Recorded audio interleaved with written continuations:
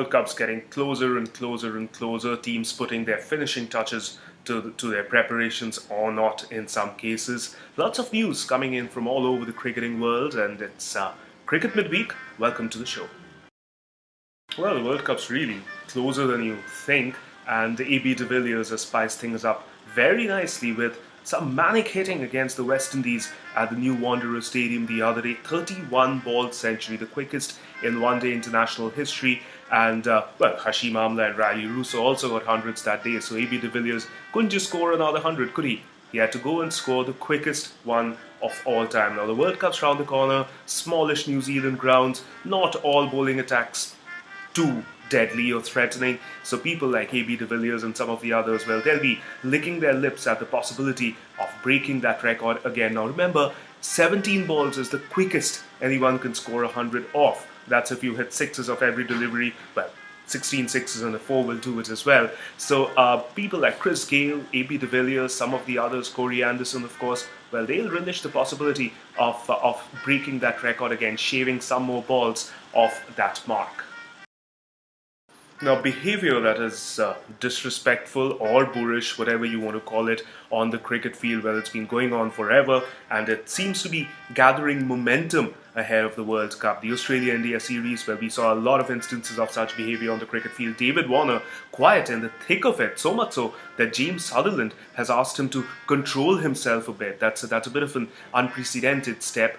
And, Martin Crowe has come out and said that a football-like system of yellow and red cards could be the solution. We don't know if that will be the solution, but certainly it's a thought, and it's up for debate what the actual solution could be. But the ICC, well, they have been blamed for being soft on offenders, and the penalties that they have dished out, well, one wonders if they're deterrent enough for people who want to cross that imaginary line that we keep talking about. ICC have now come out and said, Dave Richardson at least has said that during the World Cup, the ICC will get tough and appropriate action. Well, he's promised appropriate action against offenders during that World Cup. Brett Lee, over 700 international wickets, one of the fastest bowlers of all time. Well, he stopped playing international cricket a couple of years back, and now, at the end of the ongoing edition of the Big Bash League, he's going to stop playing 2020 cricket as well. At 38, he seems to have had enough, and he says that he's sure the time is right for him to quit the game. Of course, there's going to be lots for him to do, but his music, of course, as well as teams in the IPL would certainly be looking at him, or people like him, of course, have been in great demand for IPL teams as bowling coaches or mentors and so on and so forth. So Brett Lee certainly might have his hands full, even if he chucks up cricket for good.